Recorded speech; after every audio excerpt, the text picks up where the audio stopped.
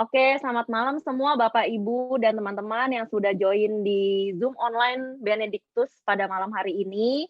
Gimana kabarnya semua? Pasti dalam keadaan yang selalu sehat ya. Nah, malam hari ini kita kedatangan pembicara yang luar biasa, Romo kita tercinta, Romo Paroki Regina Coeli, yang biasa akrab kita panggil Romo Widi. Nah, tema hari ini berjudul Nubuat Kedatangan Yesus. Oke, sebelum memulai acara pada malam hari ini, kita akan mengawali dengan bernyanyi bersama yang akan dibawakan oleh Novere Sister. Kita punya bintang tamu nih. Hari ini kita punya bintang tamu. Sebentar aku tamu. share screen, aku mau keluarin liriknya dulu, tapi kok liriknya hilang? Oh, bentar. Ini Sherry juga Oke. termasuk sisters. Aku mau share screen ya, sebentar. Nih bintang tamu kita. Hore! Yeay. Hey! Akan main piano. Oke.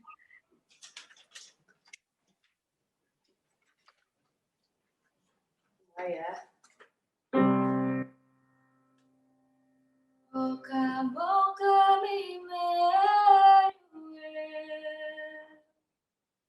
and ransom captive Israel. The more the lonely exile he, until the Son of God appear. Rejoice, rejoice, Emmanuel shall come to thee, O Israel.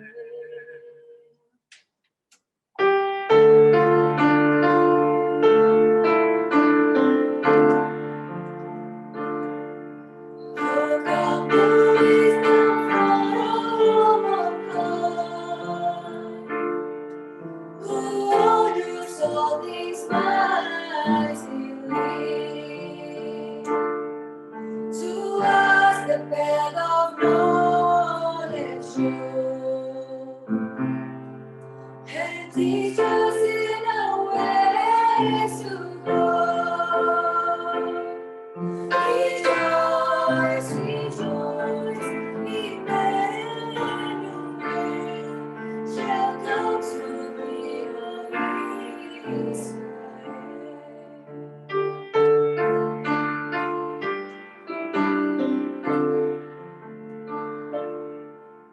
Oh, come, Lord, as we come and cheer our spirits by thine anthem dear. Disperse the gloomy clouds of night, and gather shadows blue to fly. Rejoice, rejoice, Emmanuel shall come to thee, O Israel.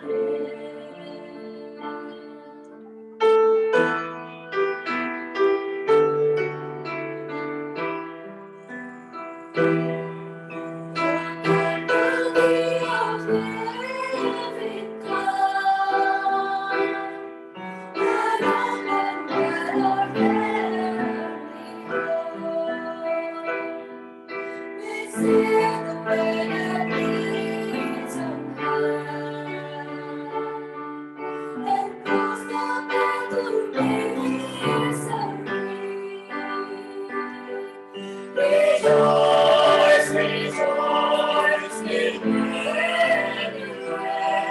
shall come to thee, O Israel. Rejoice, rejoice, Emmanuel shall come to thee, O Israel.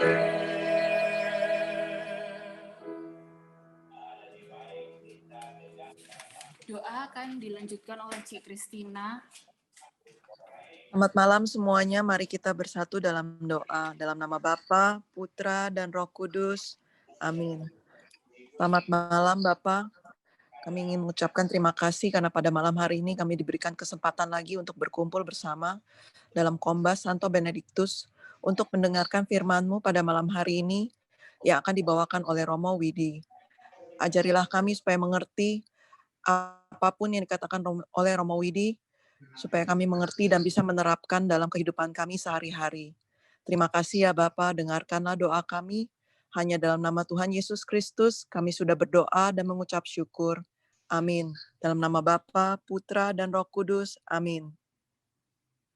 Oke, terima kasih buat Novera Sister dan Ci Kristina yang udah membawakan pembukaan pada malam hari ini. Dan selamat datang lagi buat teman-teman yang baru join di Kombas Benediktus pada malam hari ini. Nah, tanpa berlama-lama, kita mau mendengarkan sharing dari Romo Widi. Silakan Romo. Selamat malam semuanya. Saya suka tadi lagu yang dinyanyikan. Bu Linda kok nggak ikut nyanyi ya? J. Bu Linda di Semarang, Romo. Oh alah, di Semarang tuh. Dan Ibu Shirley. Hari ini Sama Pak Wipol. Sama Pak Wipol. Romo. woi, selamat jumpa. Thanks pianonya tadi. Ya, sama-sama Romo. Tip. Terima kasih untuk kehadiran Romo Bali, tapi saya belum melihat Romo Fidelis. Romo Fidelis sudah ada belum ya? Sudah ada, Romo. Hah? Sudah ada. Sudah ada. Romo Fidelis? Iya. Belum di... Saya juga ngelihat Romo Blino kelihatannya tadi. Ada Romo Blino. Romo Blino? Wih, keren sekali Romo Blino. Romo Blino ini dari Pontianak ya? Romo Blino dari Pontianak. Oke. Saya sudah bisa share screen ini. Udah Romo udah tak kasih co-host. Udah ya? Ya. Oke. Baik, saya akan bicara tentang nubuat tentang kedatangan Tuhan. Ini tema sesuai dengan apa yang kita hadapi pada masa Advent ini, kedatangan Tuhan, kedatangan dari kelahirannya maupun juga kedatangan di akhir zaman. Kutipan kedatangan Tuhan Yesus ini kita ambil dari Mika, Perjanjian Lama, bab 5 ayat 1. Nah, pada Perjanjian Lama, kitab Mika, bab 5 ayat 1 dikatakan, tetapi engkau, hai Betlehem Efrata, hai yang terkecil di antara kaum-kaum Yehuda, daripadamu akan bangkit bagiku seorang yang akan memerintah Israel, yang permulaannya sudah sejak purbakala, sejak dahulu kala. Nah, kita bisa bayangkan bahwa Mika itu memberikan suatu nubuat bahwa di dalam suatu desa yang sangat kecil di tengah kota-kota dalam wilayah Yehuda yang mempunyai beribu-ribu keluarga, namun di tempat yang bernama Bethlehem Efrata ini seorang Mesias akan lahir. Mesias akan dilahirkan di tempat sederhana ini, di desa leluhurnya yang termasyhur yaitu Daud, yang sejak dahulu kala menunjuk kepada sosok yang sangat besar yang tidak terikat waktu, yaitu Allah sendiri. Allah yang datang ke dunia dalam Kristianitas dikenal dengan istilah inkarnasi. Allah datang ke dunia dalam daging, lahir sebagai manusia biasa untuk tujuan penyelamatan manusia dari kutuk dosa. Penjelasan ini ingin memberikan suatu keterangan demikian. Kalau kita membayangkan bahwa ada kerinduan dari orang-orang Perjanjian Lama tentang akan adanya Mesias, Mesias itu pada dasarnya dihubungkan pada nubuat lain, yaitu keturunan Daud. Nah, Daud sendiri pun juga dari Bethlehem, ya. Nah, kalau kita lihat bagaimana Mika ini bisa memberikan suatu gambaran ratusan tahun yang akan datang, ini bisa terlaksana, ini sangat luar biasa. Kitab Mika menulis nubuat akan adanya kelahiran Mesias di Bethlehem. Penulis kitab ini bernama Mika, orang Moreset, seperti yang dikatakan pada bab 1 ayat 1 dari kitab Mika. Tempat tinggalnya yaitu Moreset Gad di Shefela di daerah Bukit Yehuda adalah tempatnya bernubuat. Dia relatif lebih muda sedikit dari Yesaya. Ia bernubuat pada pemerintahan Yotam, berarti kita bisa bayangkan itu sekitar 800 tahun sebelum Yesus, pada saat Ahaz dan Hizkia dari Yehuda. Jadi Mika ini hidup 800 tahun, ya, 700 atau 800 tahun sebelum Yesus lahir. Sedikit untuk memberikan gambaran tentang tanah Israel, Palestina pada saat zaman Yesus. Kita tahu bahwa apa yang tertera pada nama-nama kota, apakah Anda yang melihat kata Bethlehem itu ada di nomor berapa? Apakah Anda bisa menemukannya? Nomor berapakah? Hah? 17, oke. Pintar. Nah, kalau kita lihat Bethlehem pada dasarnya itu pada waktu itu adalah suatu desa. Kita tahu bahwa Israel itu terbagi 3, yang atas itu disebut Galilea, yang di bawah itu adalah Samaria, yang di bawah sendiri itu Yudea atau sama dengan Yehuda, sama, ya. Jadi ada 3 pembagian dari tanah Palestina. Dan kita bisa melihat bahwa ada Galilea, Samaria, Yudea. Nah, inilah Bethlehem. Saya sekedar ingin membandingkan atau memberikan suatu gambaran bahwa kok bisa-bisanya Mika itu sampai menyebut Bethlehem yang bukan kota terkenal, tetapi dia bisa mengatakan Bethlehem Efrata. Kita tahu bahwa dengan menyebut Efrata itu adalah suatu daerah yang ada dan bahkan dikatakan Yehuda, ya. Nama Bethlehem itu bisa saja ada di desa-desa lain, tetapi ini dengan detail dia mengatakan bahwa Bethlehem Efrata di daerah Yehuda. Ya, kita tahu bahwa satu nama itu di Solo juga ada yang namanya Grogol. Bahkan kalau kita ke Palestina, Emmaus itu aja, nama Emmaus, kisah dari 2 murid itu, ada 3 desa yang, tapi ini secara jelas dikatakan bahwa Bethlehem Efrata, Yehuda. Itu luar biasa pengamatan dari Mika ini. Nah, kita lihat kembali tentang ungkapan dari Mika ini. Tetapi engkau, hai Bethlehem Efrata, hai yang terkecil di antara kaum-kaum Yehuda, daripadamu akan bangkit bagiku seorang yang akan memerintah Israel, yang permulaannya sudah sejak purbakala, sejak dahulu kala. Nabi Mika menubuatkan tentang Mesias yang permulaannya sudah sejak purbakala, sejak dahulu kala, namun dia akan hadir di Bethlehem. Kalau kita perhatikan kalimat dari kata yang terakhir ini, bagiku seorang yang akan memerintah Israel, yang permulaannya sudah sejak purbakala, sejak dahulu kala. Apa sih ini maksudnya?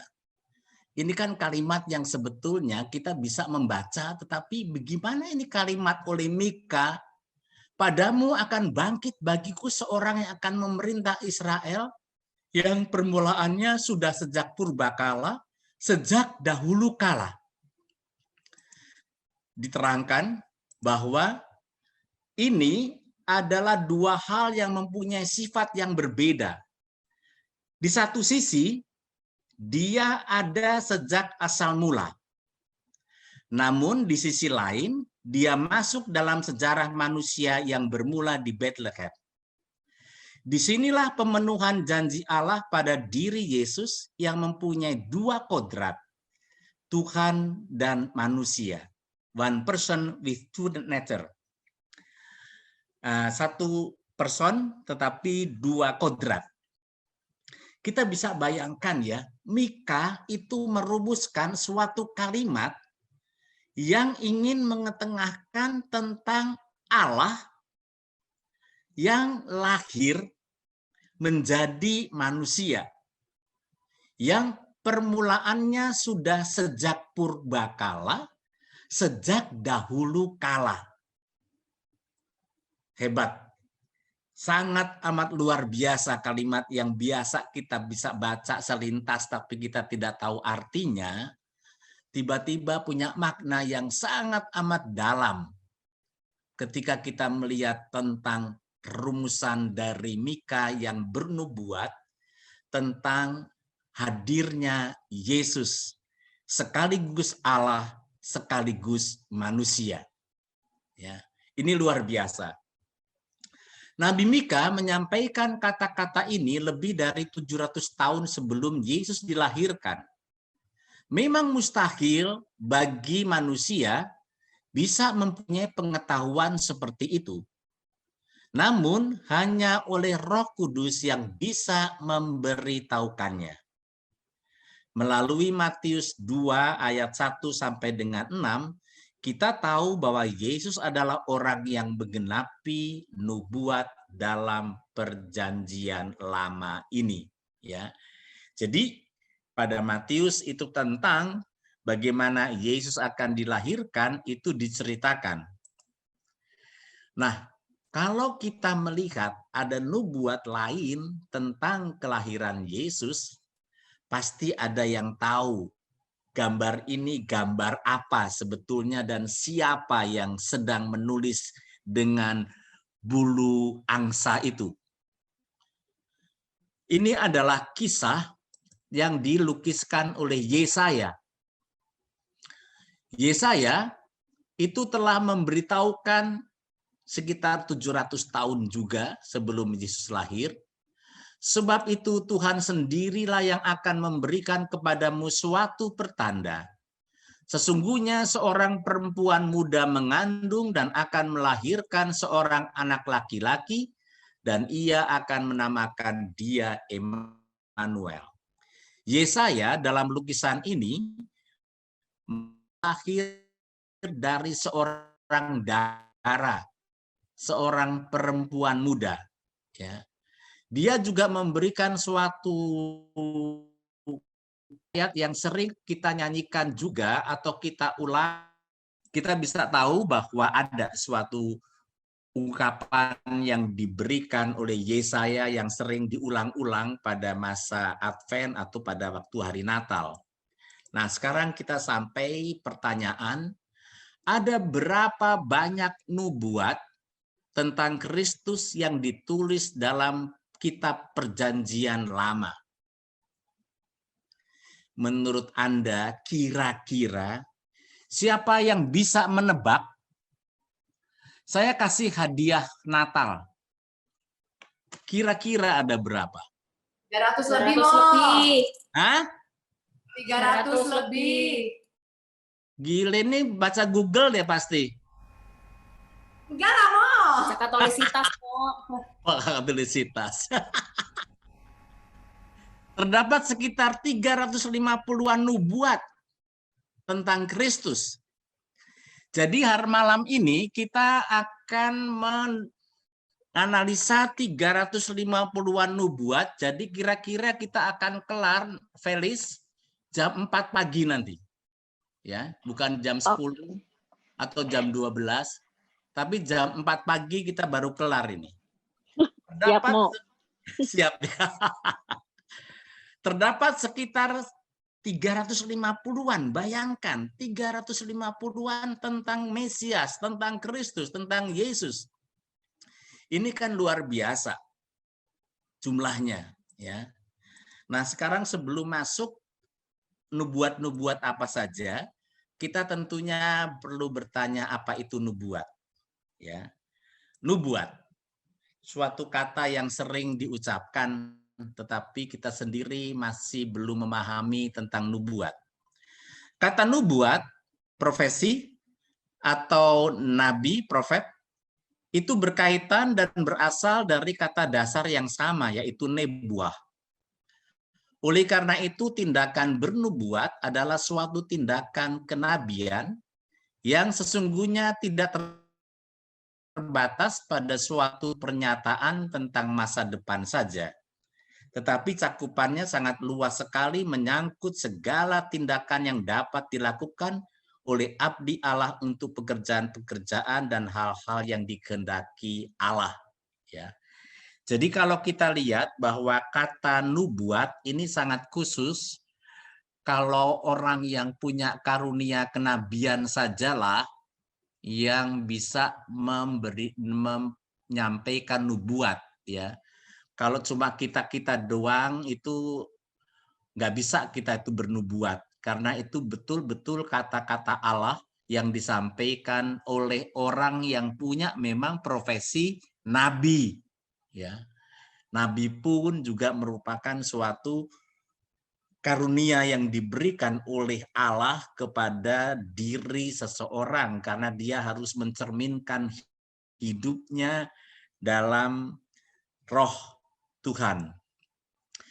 Kata nubuat berasal dari akar kata nebuah yang artinya meluap seperti air dari mata air.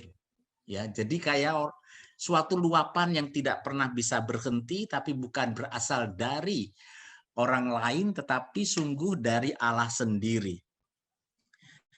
Dalam kitab suci, arti nabi ditujukan kepada roh Allah untuk berbicara, menyampaikan pesan kepada manusia apa yang sudah diterimanya lewat pengilhaman, terutama tentang masa depan, secara khusus berhubungan dengan kerajaan Allah dan keselamatan umat manusia.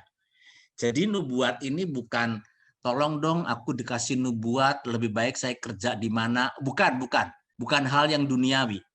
Tetapi kalau nubuat itu selalu menyangkut tentang Allah dan juga tentang keselamatan hidup kita, ya. Kemana arahnya dan Tuhan akan melakukan apa, tindakan apa, itu diucapkan oleh seorang nabi. Nubuat dan ramalan ada kesamaan,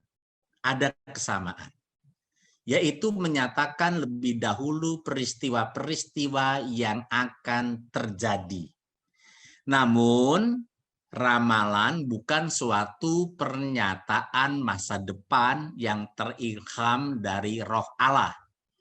Ramalan bisa dikenakan secara positif, misalnya ramalan cuaca atau musim, yang merupakan suatu prediksi yang lahir dari penelitian suatu ilmu dan teknologi untuk memperkirakan keadaan situasi alam bumi pada masa datang untuk suatu tempat tertentu. Ramalan akan terjadinya gerhana matahari yang lahir dari ilmu astronomi.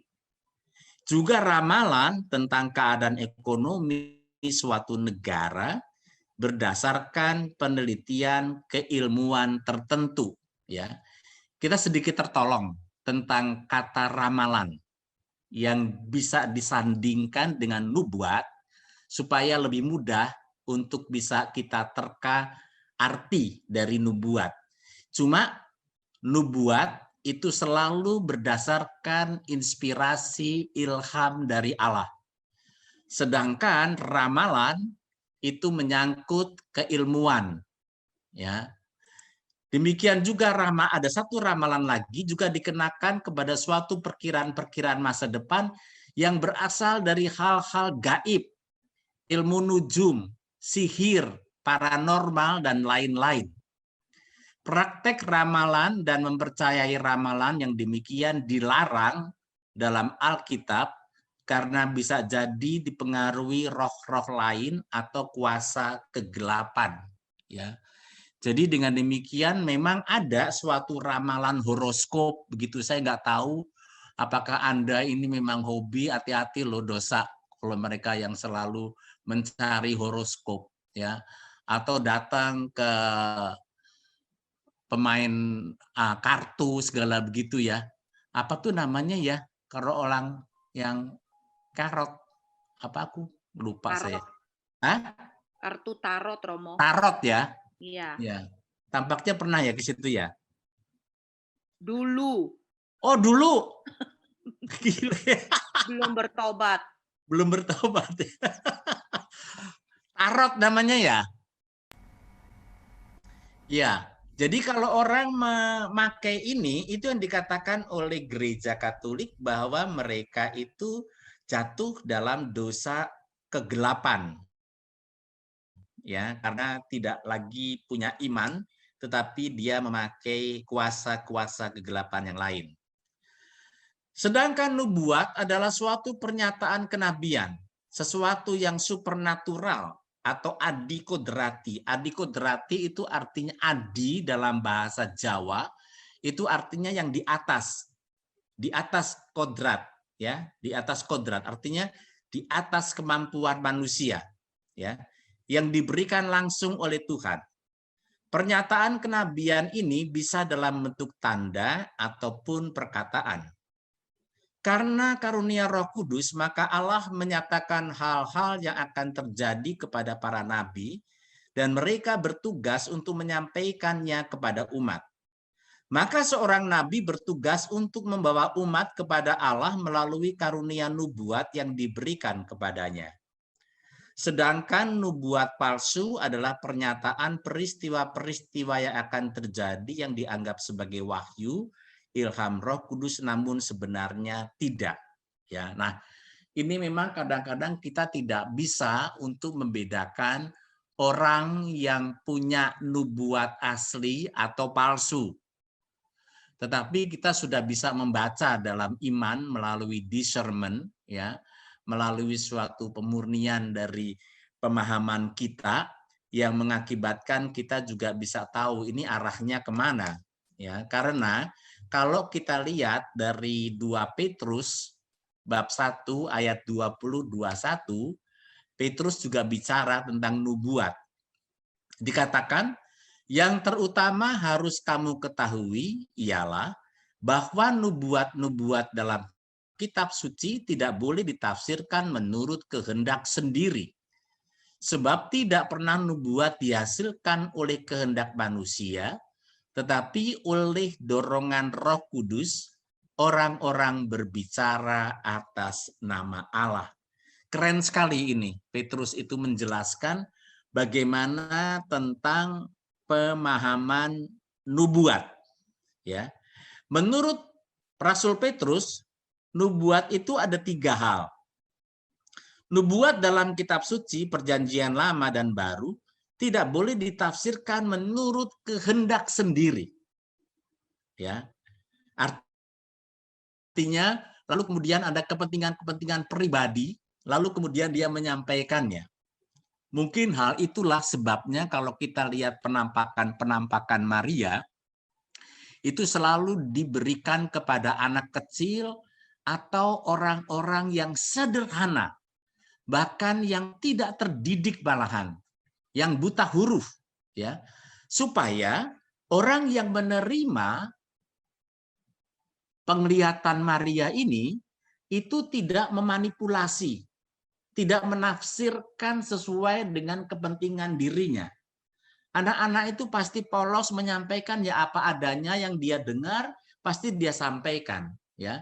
Tapi kalau Maria itu menampakkan diri kepada cendekiawan, kepada uskup, atau kepada imam, atau kepada paus, aduh, bisa jadi apa yang dikatakan dari surga itu agak sedikit diversiin lain lagi, begitu ya. Maka memang tidak boleh ditafsirkan menurut kehendak sendiri, ya. Jadi anak-anak itu kalau menerima penampakan dari Maria, pasti dia akan merumuskannya apa yang dia dengar. Kedua, nubuat tersebut bukan dihasilkan oleh kehendak atau keinginan manusia, ya. Bukan lalu kemudian menyampaikan versi yang berbeda lagi. Yang ketiga, nubuat dihasilkan oleh kuasa Roh Kudus sehingga memungkinkan seseorang bisa berbicara mewakili Tuhan Allah. Ini kriteria yang disampaikan oleh Rasul Petrus. Ya. Nah, saya akan memberikan kepada Anda untuk lebih memahami tentang nubuat, sekedar ilustrasi memahami arti nubuat. Saya akan bawa Anda ke masa lampau, karena nubuat selalu berarti masa lampau yang terjadi di masa sekarang, ya, atau di masa yang akan datang. Nah, sekarang saya akan membawa Anda untuk ini. Ini kan pasti tahulah, ini pekarangannya RC. Anda tahu beberapa hari yang lalu di RC itu ada pameran kendaraan lama, tua, ya, yaitu mobil kuno. Nah, ini mobil kuno, pameran di depan RC kira-kira seminggu yang lalu. Anda tahu bahwa ini adalah mobil pertama yang disebut Baby Benz Mercy pertama yang dibuat pada sekitar tahun 1800-an, ya, tahun 1800-an. Saya akan memberikan kepada Anda suatu gambaran tentang ilustrasi lebih nangkep apa itu nubuat. Bahwa pada abad 17 banyak orang mengharapkan bahwa ada suatu masa di mana semua kendaraan akan bertenaga listrik. Ya. Semua kendaraan akan bertenaga listrik. Nah, model mobil modern pertama yang merencanakan dan mengusung mobil tenaga listrik dibuat oleh Karl Benz pada tahun 1885. Sekarang kita kenal dengan Mercedes-Benz. Ya, tadi itu adalah mobil pertama yang dibuat oleh Karl Benz. Ya. Terus kemudian William Morrison yang dikenal sebagai ahli kimia sukses memulai debutnya pada tahun 1890 merencanakan mobil bertenaga listrik buatannya mampu menampung hingga 6 orang penumpang dan melaju dengan kecepatan 22 km per jam. Lalu sekarang ini kita kenal adanya mobil Morris. Ya. Demikian juga memasuki abad ke-19, mobil listrik berada pada masa jayanya, walaupun kuda masih menjadi transportasi utama. Namun seiring dengan tumbuhnya perekonomian Amerika, orang sudah mulai beralih menggunakan kendaraan misalnya motor ataupun mobil yang pada saat itu baru ditemukan oleh Henry Ford. Kita sekarang kenal ada mobil Ford. Ya. Pada tahun 1898, Ferdinand Porsche mulai merencanakan dan menciptakan mobil juga. Ia berhasil menciptakan mobil hybrid pertama di dunia yang menggunakan listrik dan bensin sebagai sumber tenaga utamanya. Lalu kita kenal juga merek mobil Porsche. Pesatnya peningkatan mobil yang berbahan bensin serta pembangunan jalan raya yang menghubungkan berbagai negara bagian di Amerika, dan ditemukannya minyak mentah di Texas, membuat mobil tenaga listrik akhirnya harus berhenti dikembangkan pada tahun 1935. Jadi kita sudah melihat tadi adalah para nabi dalam tanda petik tentang mobil listrik itu yang sudah punya rencana. Kemudian pemerintah Indonesia semangat sekali untuk buat langkah besar dalam penerapan mobil listrik. Bahkan mantan Menteri Energi Sumber Daya Mineral Ignatius Jonan pernah dalam suatu forum diskusi mengusulkan agar penjualan dan produksi mobil berbahan bakar fosil, berbahan bakar minyak, dihentikan mulai 2040 untuk menghadapi krisis bahan bakar minyak dan menjaga lingkungan hidup. Nah, ini sekarang mulai itu. Ada suatu pemahaman bahwa ternyata mobil listrik yang diharapkan, yang diimpikan sekitar 3 abad yang lalu, ya 3-4 abad yang lalu, sekarang baru akan terrealisir, ya, dan kita lihat gejala itu. Ini sekarang permenungannya. Kalau beberapa orang dalam tingkatan perencana mobil berkata bahwa pada abad 21 semua kendaraan akan menggunakan daya listrik, maka kita akan percaya. Karena yang mengatakan adalah para pembuat mobil tersebut. Tapi kalau yang mengatakan berita itu adalah saya sendiri, orang tidak akan percaya. Karena saya tidak bekerja di pabrik mobil. Saya cuma tenaga di Regina Coeli. Saya tidak pernah bekerja di pabrik mobil. Kalau yang mengatakan hanya seorang perencana pembuat mobil, tentang akan adanya mobil listrik, mungkin kita masih mempertanyakan kebenarannya. Kalau ada beberapa perencana mobil memberikan pernyataan yang berlainan, maka kita masih akan bertanya-tanya, bisakah mobil listrik itu jalan? Namun, kalau yang mengatakan ada beberapa orang perencana konsep mobil listrik dan membuatnya, dan pernyataan mereka saling melengkapi dan tidak bertentangan satu sama lain, maka kita akan percaya.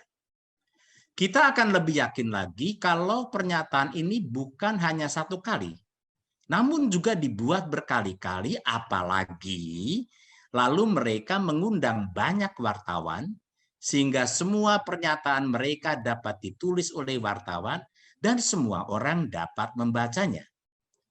Kalau kita masih tidak percaya dengan hal ini, maka orang lain akan mempertanyakan ketidaklogisan dalam cara berpikir kita. Kita tahu bahwa apa yang diucapkan oleh para tokoh-tokoh perencana mobil itu saling berhubungan satu sama lain, ya, dan saling melengkapi satu sama lain. Sekarang kita bisa melihat perbandingannya dengan nubuat.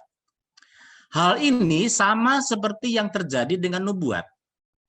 Nubuat di dalam Perjanjian Lama adalah salah satu dari alasan motif of credibility. Alasan yang dapat dipercaya. Alasan mengapa kita percaya akan Yesus Kristus sebagai Tuhan. Nubuat begitu penting karena ini membuktikan bahwa Yesus adalah benar-benar Tuhan. Dia datang dari Allah dan dia adalah Allah, sehingga manusia dapat mengenali dan menantikan kedatangannya. Ya, ilustrasi tadi hanya untuk memberikan contoh bahwa ada begitu banyak para nabi yang mengarah kepada Kristus. Ibarat kata ada begitu banyak tokoh mobil yang mengarah kepada akan adanya mobil listrik. Ya. Nah, para nabi inilah yang kita lihat sebagai orang-orang yang menjadi pilihan Allah untuk mengatakan pesannya. Kalau nubuat ini dibuat hanya satu kali atau beberapa kali, namun bertentangan satu sama lain, maka kita akan bertanyakan kebenarannya. Namun nubuat tentang kedatangan Yesus diberikan lebih dari 20 abad. sebelum kedatangannya dan dikumandangkan secara terus-menerus. Kalau para nabi yang menubuatkan kurang dapat dipercaya, misalkan dapat disuap, atau tidak punya karakter yang baik, kita mungkin masih dapat mempertanyakan kebenarannya. Namun kita melihat bahwa para nabi yang memberitahukan kedatangan Yesus adalah orang-orang yang dipakai oleh Tuhan sendiri, yang mempunyai prinsip yang teguh sampai pada titik mau mengorbankan nyawanya dalam mempertahankan kebenaran yang diwahyukan oleh Tuhan.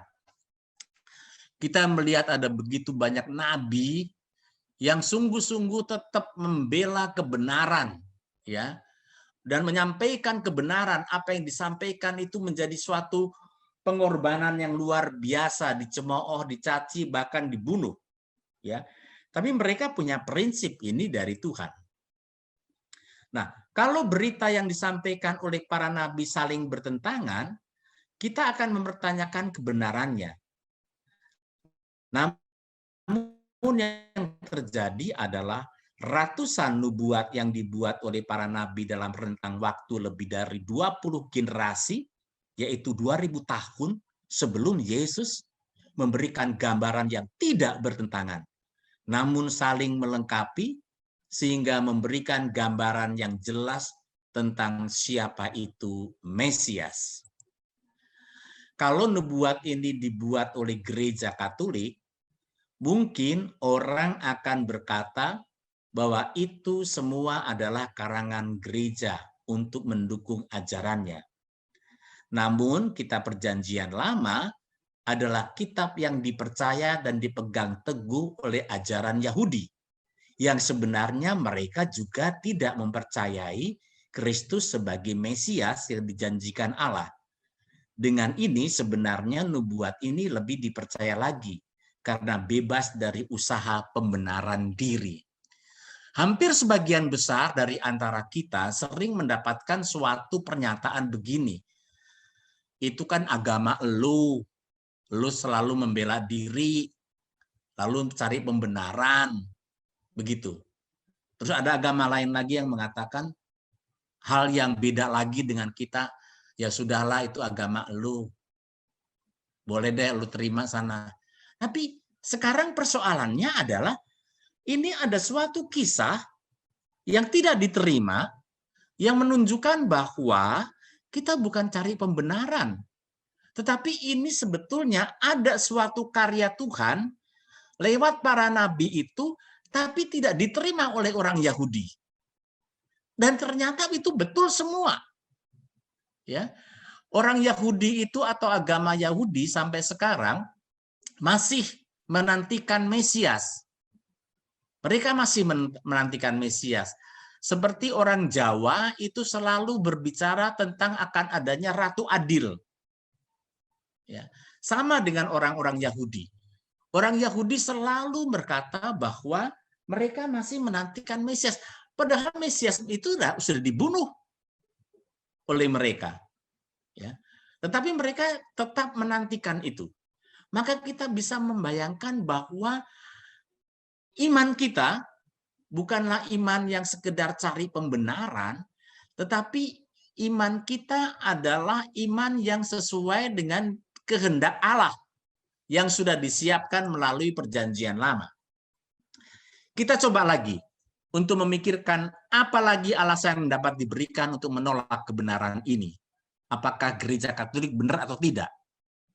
Mungkin ada yang mengatakan bahwa semua nubuat itu hanya karangan belaka. Namun bila kita renungkan, kalau semua itu hanya merupakan suatu fantasi dan karangan belaka, sungguh mustahil untuk mempertahankan suatu karangan dalam kurun waktu 2000 tahun, saling melengkapi dan tidak bertentangan. Lebih lagi pemenuhan kebenaran bahwa akan kedatangan Yesus juga dicatat dalam kitab suci agama Islam yang mengatakan Yesus lahir dari perawan Maria, Yesus melakukan banyak mujizat dan lain-lain. Jadi pemenuhan kebenaran ini bukan saja dicatat oleh kitab suci umat Nasrani, namun juga dalam kitab suci kaum Muslim. Ya, jadi kita bisa mengatakan bahwa ada nuansa-nuansa kebenaran yang dicatat oleh agama lain. Semua pemikiran di atas membuat kita percaya bahwa Yesus adalah Tuhan yang menjadi pemenuhan janji Allah yang disiapkan sejak perjanjian lama. Apakah mungkin untuk percaya kepada nubuat tersebut namun tidak percaya bahwa Yesus adalah Tuhan? Hal ini tidaklah mungkin karena ada banyak dari nubuat-nubuat tersebut yang hanya mungkin terjadi kalau pemenuhannya hanya pada diri Allah. Ya. Kembali kepada pemenuhan tentang Allah yang terjadi pada diri Yesus, saya harus mengatakan kebenaran yang paling penting, dasar iman kita yang paling pokok, bukan sekedar nubuat, tetapi Yesus yang lahir secara ajaib dan bangkit secara ajaib pula. Ya, itulah sebetulnya dasar dari seluruh perjalanan iman kita untuk menyiapkan Yesus yang lahir secara ajaib pada Natal nanti, tetapi juga dasar dari seluruh iman kita adalah Yesus yang bangkit. Karena setelah kehidupan yang sekarang, kita bukan cuma lahir, tapi kita juga akan bangkit. Saya sekedar membandingkan, saya tidak tahu apakah pernah ingat tentang film The Messiah yang waktu itu mau masuk kemari tapi tampaknya kontradiktif, lalu kemudian hanya bisa ditonton di Singapura. Nah, kisah ini menarik. Film The Messiah bercerita tentang Yesus sebagai manusia dengan perbuatan baik dalam bahasa Persia.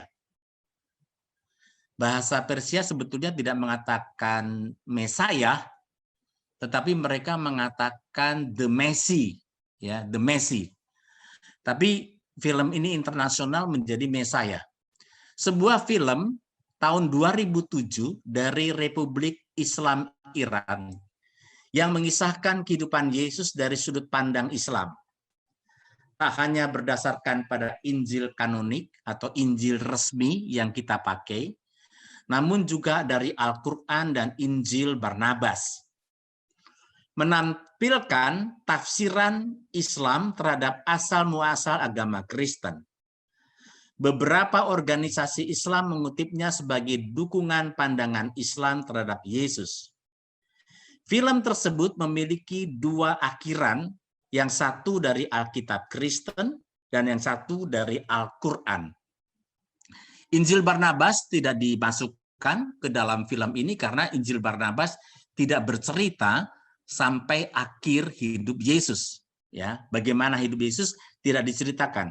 Maka film The Messiah ini atau The Messi ini hanya menceritakan tentang Injil kita yang resmi dan juga apa yang dikisahkan oleh Al-Quran. Nah, ini unik sekali. Sekarang kita melihat apa yang diwartakan oleh film The Messiah dari Iran yang telah dirilis tahun 2007 lalu.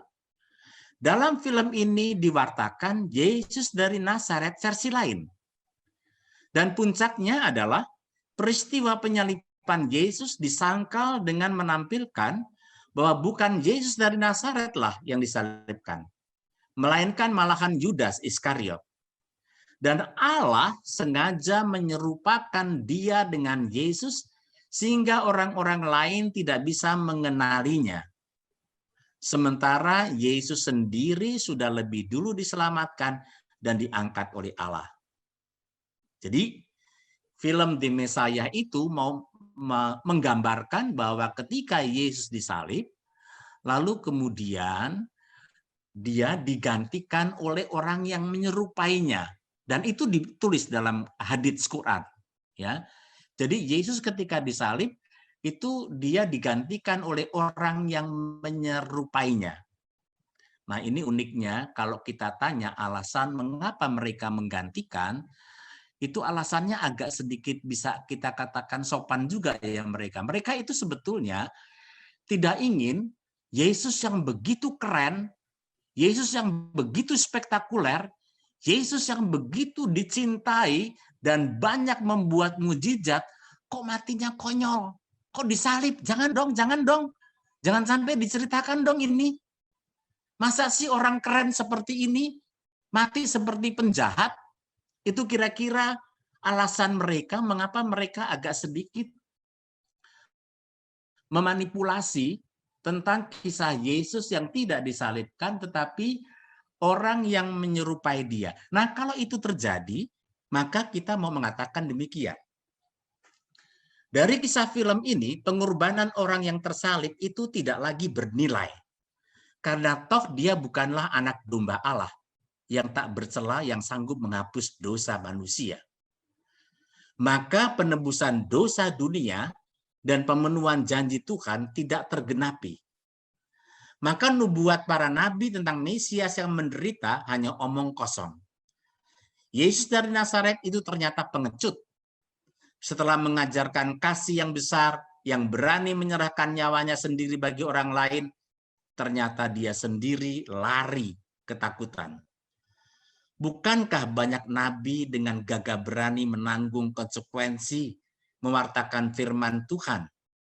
Bukan hanya dibenci dan dimusuhi, tetapi juga dibantai dan dibunuh. Kita ingat keluhan Yesus tentang kota Yerusalem. Yerusalem, Yerusalem, engkau yang membunuh nabi-nabi dan melempari dengan batu orang-orang yang diutus kepadamu. Ini bagian dari mana nubuat dari perjanjian lama tidak terpenuhi kalau memang Yesus digantikan oleh orang yang serupa. Dengan menyelamatkan Yesus sebelum penyaliban itu berarti Allah tidak sungguhan menebus dosa manusia. Manusia dibiarkannya tetap dalam kuasa dosa dan maut. Janjinya kepada Adam dan Hawa tidak tergenapi. Dan bila Yesus tidak sungguh disalibkan, dengan sendirinya warta kebangkitannya juga omong kosong. Maka sia-sialah kepercayaan kita akan Yesus Kristus yang telah diwartakan oleh para saksi mata. Apa yang telah ada sejak semula, yang telah kami dengar, yang telah kami lihat dengan mata kami, yang telah kami saksikan, dan yang telah kami raba dengan tangan kami tentang firman hidup, itulah yang kami tuliskan kepada kamu. Itulah yang dikatakan oleh Yohanes, ya, surat Yohanes yang pertama, ya. Nah, kalau kita sekarang melihat, mari kita teliti akan nubuat yang telah diberikan oleh Tuhan melalui para nabi, yang pemenuhannya dari semua nubuat itu hanya pada Yesus Kristus, Putra Allah yang menjadi manusia. Dan juga pengorbanannya tidak digantikan oleh orang yang wajahnya menyerupai dia. Kalau dia digantikan, siapa yang bangkit itu? Siapa yang dimakamkan? Jadi ini memang kita mau mengetengahkan tentang nubuat itu semua terlaksana di dalam diri Yesus. Bagaimana kita bisa melihat nubuat? Anda saya suruh siapkan kitab suci. Anda punya nggak kitab suci? Ambil deh Matius bab 2. Buka deh. Kalau Anda mau lihat secara jelas bagaimana kitab suci itu, kita buka Matius bab 2.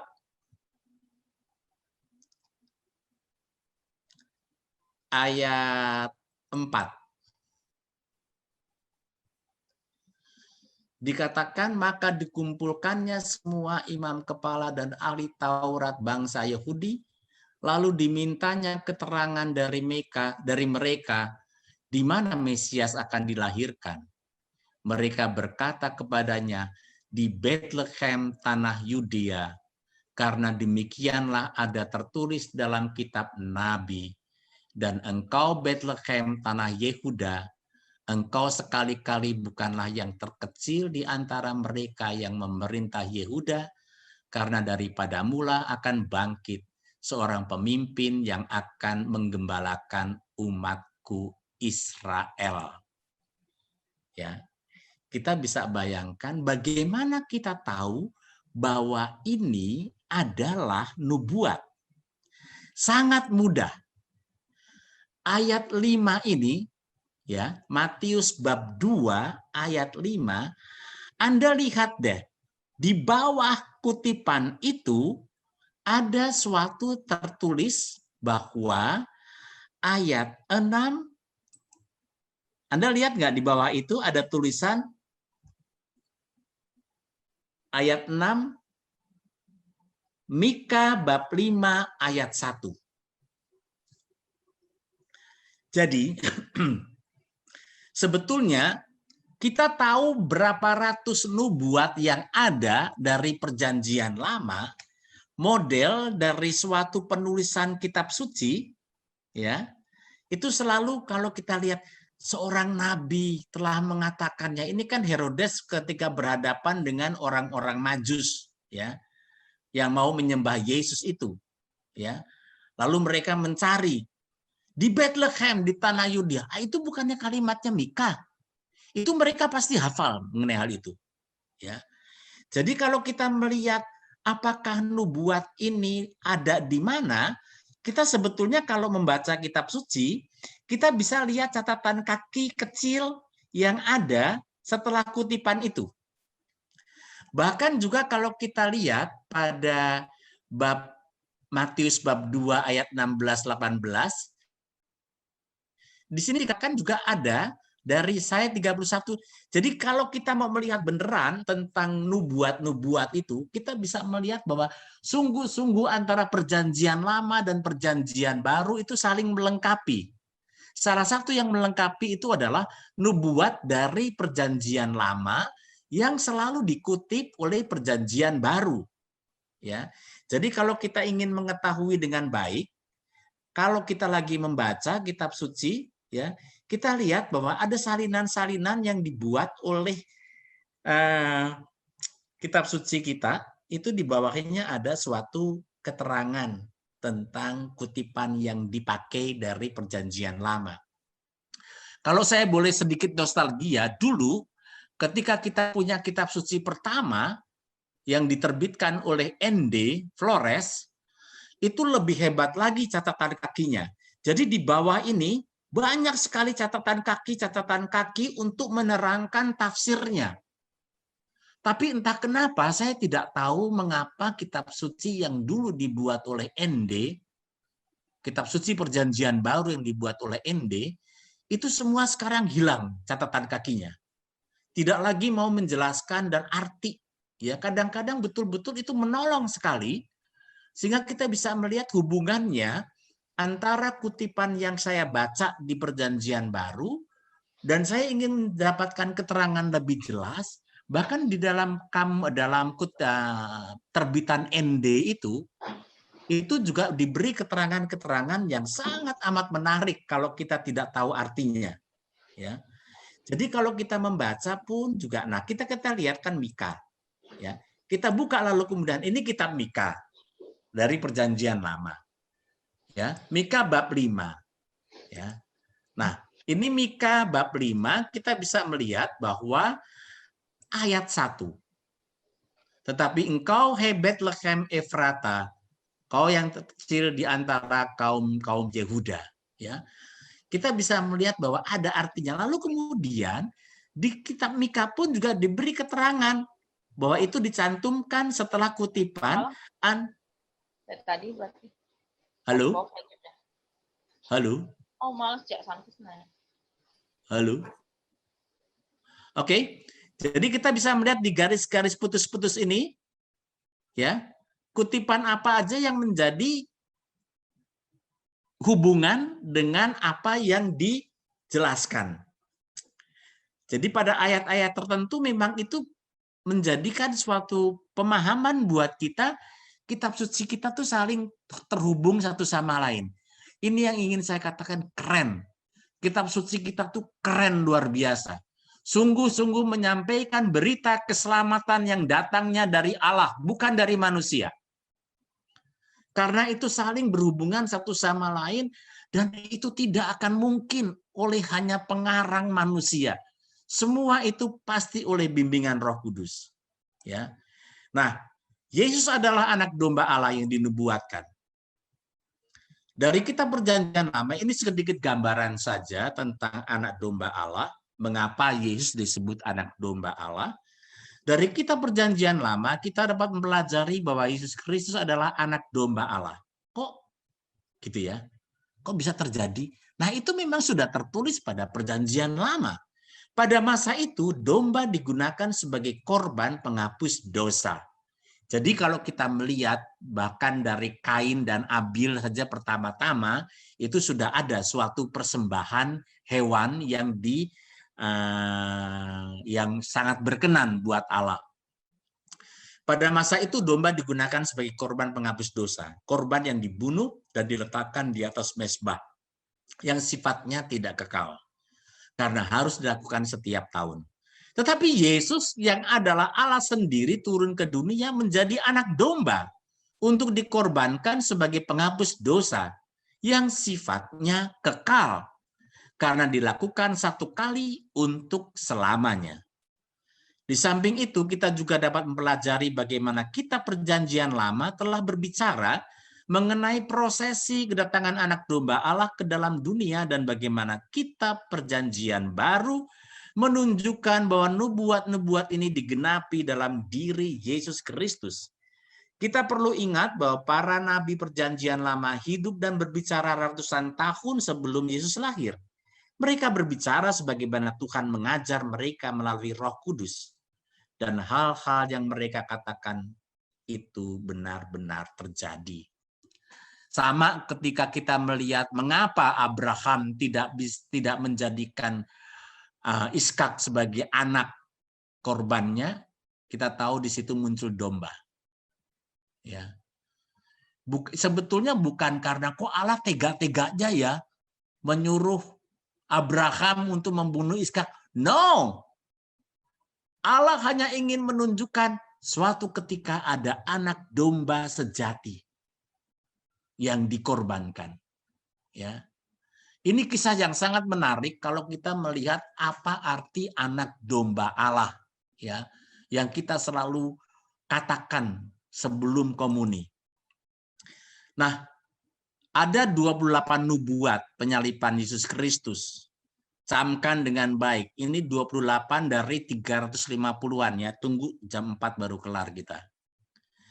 28 nubuat penyaliban Yesus. Ini baru penyaliban ya. Tadi saya memang bercerita tentang kelahiran Yesus yang sudah dinubuatkan, tetapi saya sekarang memberikan contoh bagaimana nubuat penyaliban Yesus Kristus. Pertama, ular akan meremukkan keturunan perempuan itu. Saya kira banyak orang Bene, kelompok komunitas Bene sudah tahu tentang nubuat Kejadian bab 3 ayat 15. Aku akan mengadakan permusuhan antara engkau dengan wanita ini dan antara keturunanmu dengan keturunannya. Dia akan meremukkan kepalamu dan engkau akan meremukkan tumitnya. Di sini kita bisa memahami bagaimana Allah sudah mempersiapkan penebusan, menolong setiap orang yang percaya kepada Allah yang benar, ya. Dan ular akan meremukkan keturunan perempuan itu. Kemudian juga ada Mesias akan disingkirkan, tapi tidak ada kesalahan apapun padanya seperti dibuat oleh Daniel. Kita bisa baca Daniel sudah menulis pada 9:26. Mesias akan disingkirkan, tapi tidak ada kesalahan apapun padanya. Bagaimana mungkin ya Daniel bisa mengucapkan itu ratusan tahun? Ya, Daniel itu mungkin sekitar 400 tahun sebelum Yesus. Pengkhianatan Yesus oleh Yudas dinubuatkan oleh Daud pada Mazmur 41 ayat 10. Bahkan orang kepercayaanku yang aku percaya kepadanya yang makan rotiku telah mengangkat tumitnya melawan aku. Gila ya, Yudas saja sudah disampaikan tentang pengkhianatannya. Pada poin 4, Yesus Kristus akan ditinggalkan oleh murid-muridnya serta seperti dinubuatkan oleh Zakaria. Zakaria bab 13 ayat 7. Ini juga ajaib sekali buat saya. Kok bisa-bisanya Zakaria itu tahu bahwa Yesus akan ditinggalkan oleh murid-muridnya? Hai pedang, bangkitlah terhadap gembalaku, terhadap orang yang paling karib kepadaku. Demikianlah firman Tuhan semesta alam. Bunuhlah gembala, yaitu Yesus, sehingga domba-domba tercerai-berai. Aku akan mengenakan tanganku terhadap yang lemah. Bayangkan bahwa ada suatu gambaran bagaimana domba-domba itu tercerai-berai. Ya, tak ada satupun yang berani menolong Yesus pada saat itu. Bahkan ada harga dari pengkhianatannya dinubuatkan oleh Zakaria. Zakaria bab 11 ayat 12, aku berkata kepada mereka, sekiranya baik menurut pandanganmu berikanlah upahku, tetapi jika tidak tahanlah.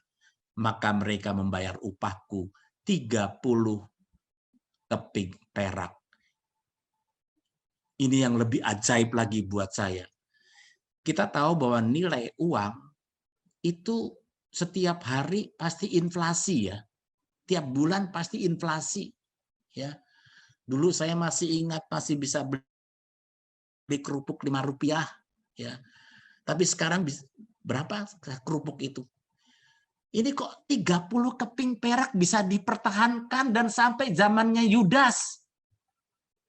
30 keping perak itu juga Yesus dijual. Zakaria juga menubuatkan apa yang akan diperbuat dengan uang hasil pengkhianatan itu. Zakaria mengatakan, Yahweh berfirman kepadaku, serahkanlah itu kepada tukang periuk. Oleh karena itu aku telah dihargai oleh mereka dengan harga tinggi. Maka aku mengambil ke-30 keping perak itu dan menyerahkannya kepada tukang periuk di bait Yahweh. Anda tahu ya bahwa uang yang 30 keping perak itu akhirnya dibelikan tanah dari tukang periuk, ya, bukan Tanjung Priuk, tapi periuk. Periuk ini pada tahu nggak ya periuk? Periuk itu kuali itu loh. Yesaya menubuatkan Yesus Kristus akan dikorbankan sebagai anak domba Paskah Elohim. Dia ditindas dan dia disengsarakan, tetapi dia tidak membuka mulutnya. Seperti seekor domba dia digiring ke pembantaian, dan seperti induk domba dia menjadi keluh di hadapan yang mengguntingi bulunya. Demikianlah dia tidak membuka mulutnya. Ya, kita bisa bayangkan Nabi Yesaya itu telah memberikan suatu rumusan tentang apa yang akan terjadi dalam diri Yesus. Bahkan Daud menubuatkan bahwa tangannya dan kakinya akan ditusuk. Mazmur 2 ayat 17. Karena telah mengerumuni aku, segerombolan orang jahat telah mengepung aku, menusuk kedua tangan dan kakiku. Ini hanya sekedar gambaran bagaimana nubuat itu terjadi dalam diri Yesus. Daud menubuatkan bahwa pakaiannya akan dibagi-bagi dan mereka akan membuang undi atas jubahnya. Mazmur 22 ayat 19. Mereka membagi-bagi jubahku di antara mereka dan membuang undi untuk pakaianku. Hebat sekali ini Mazmur. Sudah merumuskan akan apa yang terjadi dalam diri Yesus. 10. Karena anak domba Paskah itu tidak boleh dipatahkan tulangnya, jadi tidak satu pun dari tulang Mesias yang dipatahkan. Kita tahu bahwa pada waktu itu kan ada rencana untuk mematahkan kaki Yesus di salib. Tapi itu tidak jadi. Dan itu telah dinubuatkan oleh kitab Keluaran bab 12 ayat 46. Haruslah itu dimakan di dalam sebuah rumah. Engkau tidak boleh membawa keluar daging itu dari rumah dan kamu tidak boleh mematahkan satu tulang pun daripadanya. Itu peristiwa kalau mengalami Paskah pada kitab Keluaran. Nubuat juga terjadi pada Mazmur 34 ayat 21. Dialah yang menjaga semua tulangnya, tidak satu pun daripadanya dipatahkan. Hebat sekali. Nubuat tentang Kristus telah dicatat beratus-ratus tahun sebelum kedatangannya oleh banyak ayat kitab suci Perjanjian Lama. Nubuat-nubuat ini mencakup tentang kelahirannya, mujizat-mujizatnya, penolakan oleh bangsanya sendiri, dan akhir hidupnya di dunia, di mana ia akan dikhianati, diadili, dianiaya, diludahi, pakaiannya dilucuti, disalibkan, dibunuh sebagai korban penebus dosa, dikuburkan namun akan bangkit dari kematian, dan kenaikannya ke surga. Nubuat-nubuat tentang Kristus semakin menjadi alasan yang kuat bagi kita untuk percaya kepadanya. Sebab nubuat itu sendiri datang dari Allah yang mengutusnya. Kita bisa bayangkan detail-detailnya tentang Yesus itu sudah dirumuskan oleh para nabi dari Perjanjian Lama. Saya sekedar menambahkan tentang Mesias yang tercatat dalam kitab suci Perjanjian Lama, ya. Ada yang pertama, Sang Mesias akan dilahirkan, itu sudah kita lihat tadi pada Mika bab 5 ayat 1. Kedatangan Mesias akan didahului oleh utusan Allah, juga ada dalam kitab Malaiki bab 3 ayat 1. Sang Mesias akan masuki kota Yerusalem dengan menunggangi keledai, ada di Zakaria 9 ayat 9. Sang Mesias akan menanggung luka di badannya di tempat sahabat-sahabatnya, ada di Zakaria. Sang Mesias akan dijual harga 30 keping perak, ada di Zakaria juga, bab 11 ayat 12. Uang 30 keping perak itu akan diberikan kepada penuang logam di bait Allah, juga ada di Zakaria. Mesias akan dianiaya namun tidak membuka mulutnya untuk membela diri, juga ada. Mereka akan menusuk tangan dan kakinya, juga ada. Itu gambaran tentang hal-hal yang bisa kita lihat. Tetapi kalau kita sekali lagi mau membaca kitab suci dan sedikit menengok ke bagian akhir dari kutipan, kita akan melihat angka dan menunjukkan bahwa itu sudah dinubuatkan oleh Perjanjian Lama. Ini yang menarik. Profesor Peter Stoner, itu orang Amerika, pada abad 19 menyimpulkan bahwa seseorang dapat memenuhi ke-8 nubuat itu sekaligus sangat kecil. Dikatakan perbandingannya 1/100.000 triliun. Artinya dari 100.000 triliun orang, hanya ada satu orang yang dapat memenuhi ke-8 nubuat itu sekaligus. Padahal nyatanya terdapat sekitar 350-an nubuat tentang Kristus yang ditulis dalam kitab Perjanjian Lama. Dengan demikian, angka kemungkinan pemenuhan semua nubuat itu menjadi semakin lebih kecil dan akan mengerucut pada satu orang. Oleh karena itu memang hanya Yesus Kristus yang dapat menggenapi seluruh nubuat tersebut dan bukan seseorang yang lain. Jadi kita sungguh percaya Yesus datang karena kehendak Allah yang ingin tinggal di tengah-tengah kita, yaitu Emmanuel. Kita tahu itu kedatangan Yesus, tetapi akan ada kedatangan yang kedua. Ya. Matius bab 16 ayat 27, sebab anak manusia akan datang dalam kemuliaan Bapanya diiringi malaikat-malaikatnya. Pada waktu itu ia akan membalas setiap orang menurut perbuatannya. Anda melihat gambar ini, ada yang unik enggak?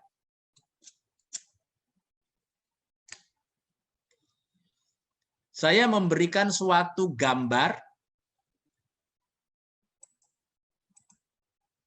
tentang kedatangan Yesus yang kita sebut Natal pada lingkaran yang saya pasang, dan pada kedatangan Yesus yang akan datang di akhir zaman atau yang kita sebut kedatangan Yesus yang kedua. Ya. Jadi kalau kita lihat pada masa Advent ini, kalau kita menantikan kedatangan Yesus itu 2 minggu pertama dari masa Advent kan 4 ya. 4 minggu. 2 minggu pertama kita bicara tentang kedatangan Yesus pada akhir zaman. Tapi minggu ketiga dan keempat kita sudah mempersiapkan tentang kelahiran Yesus. Jadi memang pada masa Advent ini kita diingatkan bukan soal kelahiran Yesus saja, tetapi kita juga berpikir tentang kedatangan Dia pada akhir zaman.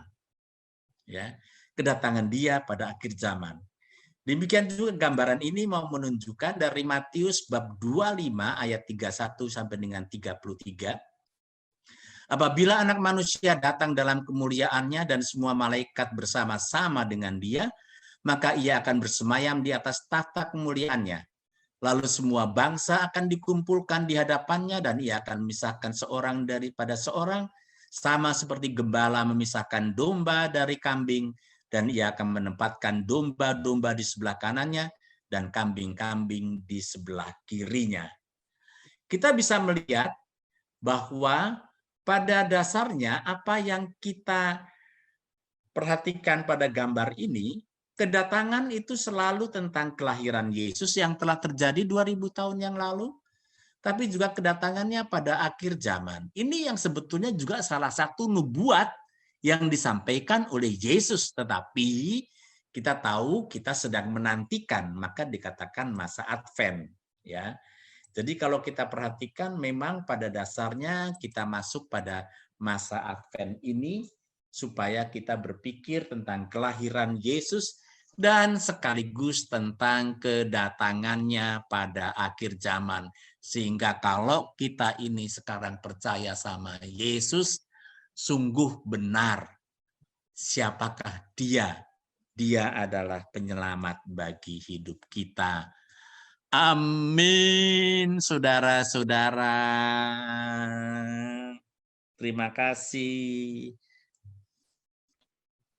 Terima kasih Romo yang sudah membawakan sharing firman-Nya tentang nubuat kedatangan Yesus pada malam hari ini.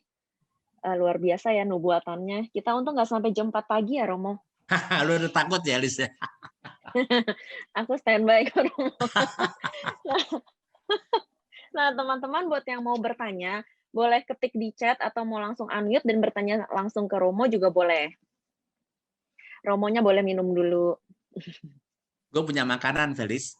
Oh iya, boleh juga makan. Oke. Kan lu nggak ngeliat gua. Enggak kelihatan Romo. Ya, bagi Bapak Ibu dan teman-teman yang mau bertanya, boleh ketik di chat atau boleh mau langsung unmute, pertanyaannya juga boleh.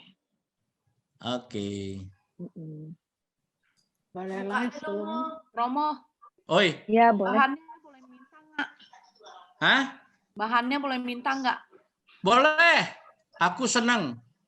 Ya, thank you Ya. Romo. Aku suka kalau memang ada yang mau mendalaminya lagi. Mau ntar kasih ke Shirley aja Romo biar Oh bisa ya. di-email. Kalau lewat Shirley biasanya dihargain sama dia. Pasti, Mo. Bagi-bagi ya, Pin. Iya. Nanti dibagi. Mal Bumar. Iya. Iya. Boleh nanya, Mo? Boleh. Romo kan mengangkat kutipan-kutipan dalam Perjanjian Lama yang merupakan nubuat-nubuat para nabi untuk kedatangan Yesus yang akan terjadi, yang memulai Perjanjian Baru. Tetapi sesudah nubuat-nubuat itu digenapi, kan yang lebih penting sebetulnya si orang itu sendiri sudah datang, sudah hadir, dan Ya. dan kata-katanya sendiri. Halo Romo Fidelis. Dan kata-kata dia sendiri itu kan lebih bisa kita pegang maksudnya dibandingkan dengan nubuat-nubuat para nabi. Nubuat para nabi dari Perjanjian Lama sudah digenapi dengan kedatangan Yesus dan perjalanan hidup Yesus sebagai manusia, tetapi kata-kata Yesus sendiri sebagai Allah dan manusia yang menjadi juru selamat itu kan harusnya lebih harus dipegang, lebih harus dituruti, lebih harus dipatuhi. Seperti itu. Pertanyaan saya adalah lanjutannya kapan ya, Mo, supaya bukan hanya bicara tentang nubuat Perjanjian Lama yang mau digenapi dalam Perjanjian Baru, tetapi bagaimana menanggapi kata-kata Yesus sendiri. Karena kalau dari nubuat kan ada timeline-nya tuh. Yesus diramalkan, Yesus lahir, Yesus sengsara, Yesus wafat, Yesus bangkit. Nah, kata-kata Yesus sendiri kan ada timeline-nya sendiri sesudah itu semua.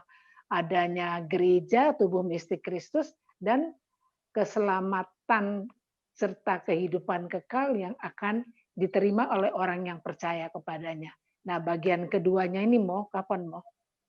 Wah, ditantang.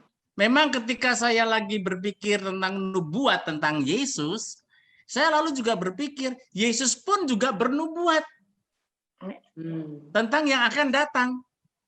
Ya, itu juga materinya akan berbeda begitu. Romo Bali maukah memberikannya, Romo Bali, materi itu? Pakai bahasa Yunani, mau pakai bahasa Yunani. Romo Fidelis, suatu ketika maukah menyampaikannya, Romo Blino? Tentang nubuat-nubuat Yesus. Kita tahu bahwa kalau kita baca Wahyu, kitab Wahyu pun juga bercerita atau mengisahkan tentang nubuat-nubuat yang akan datang. Ya. Dan itu sebetulnya harus menjadi, ketika saya sudah pegang Yesus, tentunya kita harus tahu Yesus menghendaki apa ya di masa yang akan datang itu. Begitu. Nah, ini juga ada kisah tersendiri lagi, nubuat-nubuat yang dinyatakan oleh Yesus. Kalau tadi kan temanya nubuat tentang kedatangan Yesus. Begitu. Tapi ada tema lain sebetulnya. Nubuat yang diucapkan oleh Yesus. Itu ada lagi. Begitu kira-kira. Romo Balinya diam aja nih.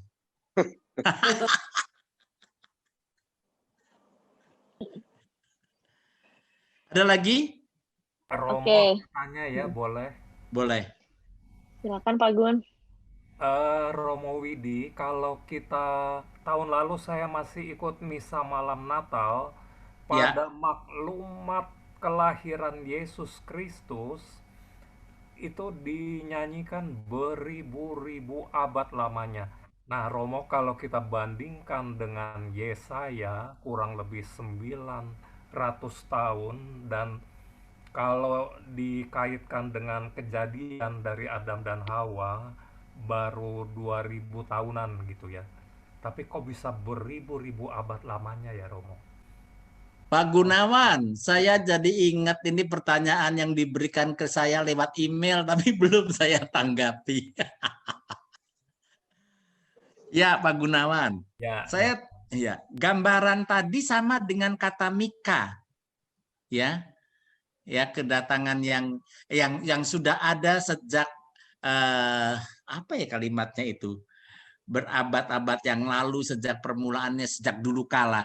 Beribu-ribu abad itu mau melukiskan bahwa sekian lamanya orang sebetulnya rindu, karena kita tahu bahwa apa yang ditulis oleh kitab suci itu kan 2000 tahun sebelum Yesus.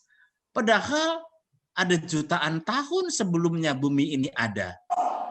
Bahkan agama Buddha sudah ada sebelum Yesus. Agama Hindu sudah ada sebelum Yesus. Jadi memang itu ingin melukiskan bagaimana ribuan tahun untuk menceritakan sekian lamanya orang sebetulnya rindu.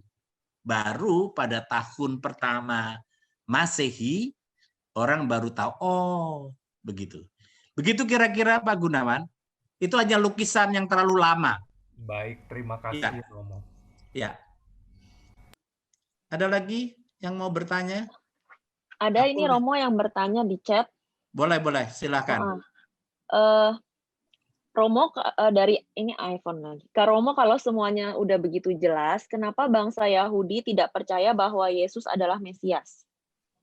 Oh, ini tadi saya juga menyinggung sedikit bahwa mereka itu menantikan yang lain. Jadi mereka tidak mau percaya kepada Yesus seperti orang Jawa menantikan Ratu Adil. Ya, itu kalau kita membaca dari ramalan Joyoboyo, ya, ramalan Joyoboyo selalu melukiskan bagaimana Ratu Adil akan datang. Ya, Jadi setiap kali ada pemilihan presiden pada waktu dulu selalu, jangan-jangan inilah ratu, inikah ratu adil? Terus nggak diterima. Sama dengan orang-orang Israel, mereka selalu berharap bahwa Mesias yang digambarkan itu bukan seperti Yesus. Mungkin mereka akan lebih yang ingin spektakuler. Ya akhirnya dibunuh Yesus itu. Tapi itu sesuai dengan rencana keselamatan Allah. Itu kira-kira yang bisa saya sampaikan. Ada lagi, Felis? Oke, Romo. Satu lagi. Ada lagi? Oh ya. Monggo Pak Oh Gunawan. iya, silakan Pak Gun. Romo, kalau Isa Al-Masih, Isa-nya bisa dimengerti Yesus dalam bahasa Arab. Betul. Tapi kalau Al-Masih, apakah pengertiannya terurapi atau mengandung unsur Mesias? Itu saja, Romo. Dua-duanya. Jadi artinya sama, dia terurapi, tetapi juga dia penyelamat, Mesias. Jadi dua-duanya, kalau kita tahu bahwa perjanjian lama selalu mengatakan bahwa orang yang diurapi itu adalah orang yang berkenan di hati Allah, dan kemudian dia akan menjadi utusannya untuk menyelamatkan yang lain. Tetapi puncaknya dalam diri Yesus itu. Ya, penyelamat itu. Dua-duanya bisa dipakai. Yang diurapi ataupun juga penyelamat. Baik, terima kasih Romo. Sama-sama. Oke, kemudian Romo ada yang bertanya. Ya. Malam Romo, kalau begitu tanda-tanda kedatangan Yesus yang kedua kali itu tandanya apa saja kalau disimpulkan dari perjanjian baru? Wow, banyak sekali. Itu yang tadi ditanyakan oleh Ola. Bagaimana kita bisa mempelajari hal-hal yang dinubuatkan oleh Yesus? Itu pasti akan lebih dari ini kalau kita mau mempelajari. Mau malam ini, Felis? Nanti kita buat part 2 yang tentang ini, kedatangan Yesus kedua kali berarti ya, Romo. Romo Bali ya, mau ya Romo Bali, kedatangan Yesus. Ya? Oh enggak? Pulang jam 4. Romo Bali. Halo. Mau ya kedatangan Yesus yang kedua? Boleh. Presentasikan? Boleh. Tuh. Felis, Shirley. Yes, Mo. Iya, Cik Shirley. Romo Bali boleh tuh. Iya, ntar aku minta. Tahun depan keluar. Ya. Januari ya, Mo. Desember ini kan lu ini. Desember udah terisi kan? Iya. Udah, lagi siap ujian. Oh, jangan-jangan Romo Bali udah balik ke Indonesia? Jakarta Januari. Belum, masih di sini. Belum. Oh, syukurlah. Oke. Kita nanti diajak aja keliling-keliling Napoli juga boleh, kok nggak usah pakai presentasi tentang nubuat Yesus.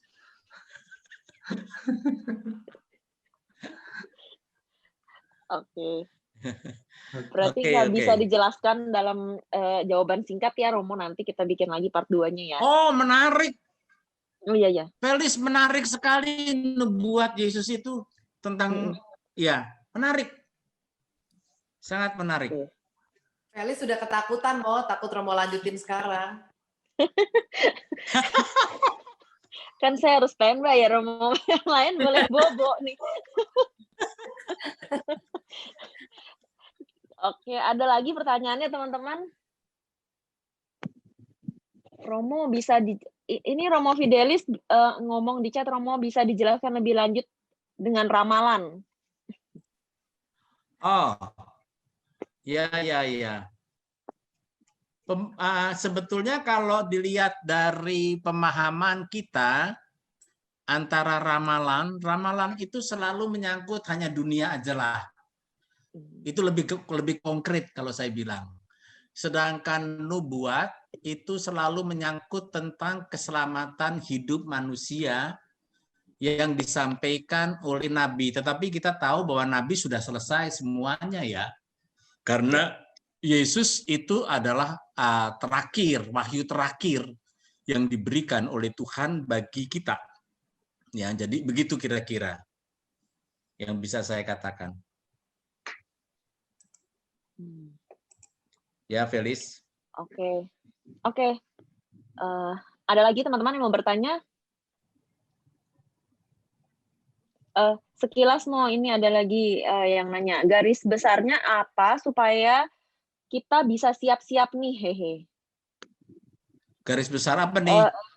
Yang tadi Romo, kedatangan Tentang Tuhan Yesus yang kedua kali. gue demen nih. Menarik deh pasti, jangan sekarang lah, nanti lo bolos lagi nanti pada Oke. Jadi harus di ini acara menarik selanjutnya. banget itu. Harus ikut. Lalu Ya. harus ikut part 2. Nah, ini ada pertanyaan lanjutan lagi yang tadi Romo, kalau orang Israel akan dan sudah percaya semua tentang Yesus itu, saatnya Yesus akan datang kedua kali. Romo tahu aku kalau orang Israel itu akan dan sudah percaya semua tentang Yesus itu, saatnya Yesus akan datang kedua kali. Gitu. Sama Romo. Ada banyak pendapat-pendapat, itu salah satu pendapat ya, bahwa Yesus akan datang kedua kali dengan tapi itu kadang-kadang cuma mitos-mitos aja yang dia buat. Tapi saya nggak tahu sumbernya dari mana itu. Tapi ada pendapat-pendapat yang merumuskan itu.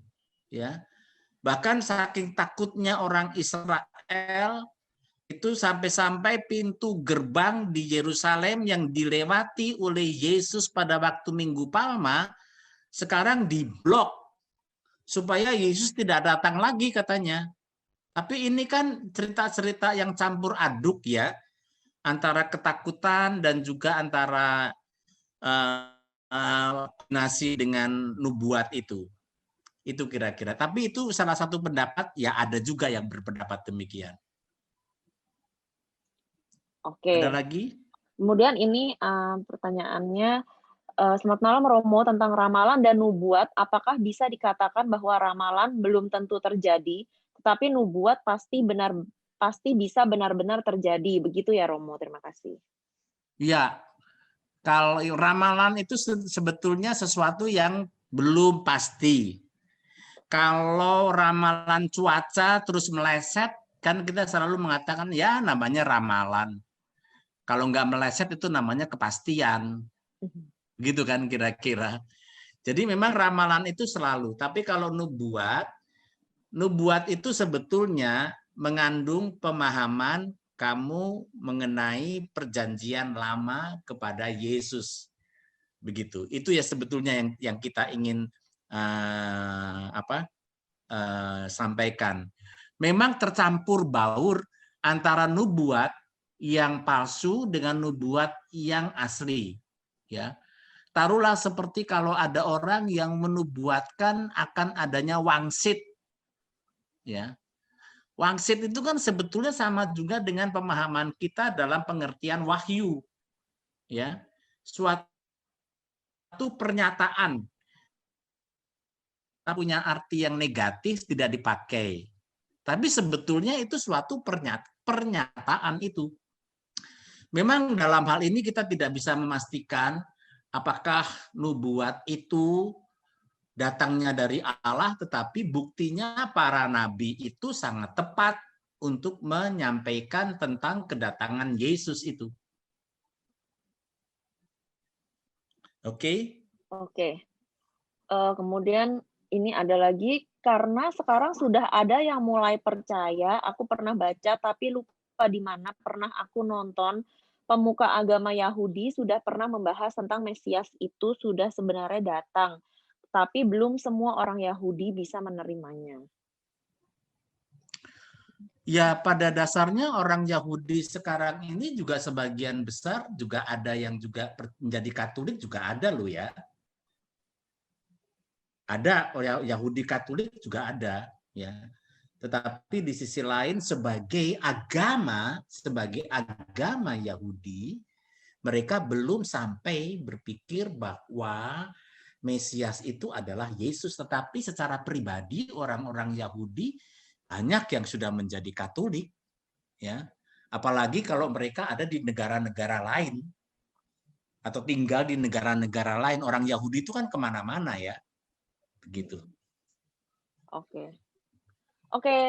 Oke. Ini pertanyaan terakhir ya Romo. Nah, sebelumnya nanti minta Romo Widi untuk memimpin doa penutup ya. Tapi sekarang kita foto dulu. Teman-teman jangan kemana-mana ya, karena akan ada pengumuman juga di akhir acara. Mari kita satu dalam doa, dalam nama Bapa dan Putra dan Roh Kudus. Amin. Tuhan beserta kita sekarang dan selama-lamanya. Allah Bapa yang kekal dan kuasa, puji dan syukur bagimu bahwa Engkau selalu menuntun kami, khususnya dalam iman kami masa Advent ini. Kami juga ingin bersukacita atas kelahiran putramu yang datang ke dunia dan tinggal di tengah-tengah kami. Namun kami juga disadarkan kembali bahwa kedatangan putramu yang kedua juga selalu dinantikan, agar kami juga memperoleh keselamatan yang Kau janjikan. Tuntunlah kami selalu ya Tuhan dalam hidup kami, dan kami bersyukur bahwa Engkau selalu memberikan pencerahan dalam iman kami, sehingga kami pun juga dikuatkan dalam perjalanan hidup ini. Tuhan, kami mohon berkat-Mu bagi seluruh komunitas Benediktus, dan kami juga mohon berkat-Mu bagi keluarga kami masing-masing, serta juga kegiatan dan karya kami sehari-hari. Dan kami mohon juga bebaskanlah kami dari segala ketakutan di masa pandemi ini, agar COVID juga dapat musnah dari muka bumi, dan kami juga dapat hidup kembali seperti sedia kala. Ampunilah juga segala kelemahan, kesalahan, dan dosa kami bila pada hari ini kami tidak berkenan di hati-Mu. Semoga Engkau pun memberikan pengampunan bagi hidup kami, dan kami juga pantas di hadirat-Mu. Tuhan, kami akan beristirahat pada malam hari ini. Jagalah kami, lindungilah kami, agar kami bersama keluarga dapat menikmati hari baru esok, sehingga kami tetap dapat memuji nama-Mu melalui tindakan dan perbuatan kami. Kemuliaan kepada Bapa dan Putra dan Roh Kudus, seperti pada permulaan, sekarang, selalu, dan sepanjang segala abad. Amin. Tuhan sertamu, dan sertamu juga kita pun diberkati oleh Allah yang Maha Kuasa, Bapa dan Putra dan Roh Kudus. Amin. Terima kasih Romo. Sama-sama. Terima kasih Selamat buat semua teman-teman yang udah join. Sampai ketemu Selamat Jumat malam. depan.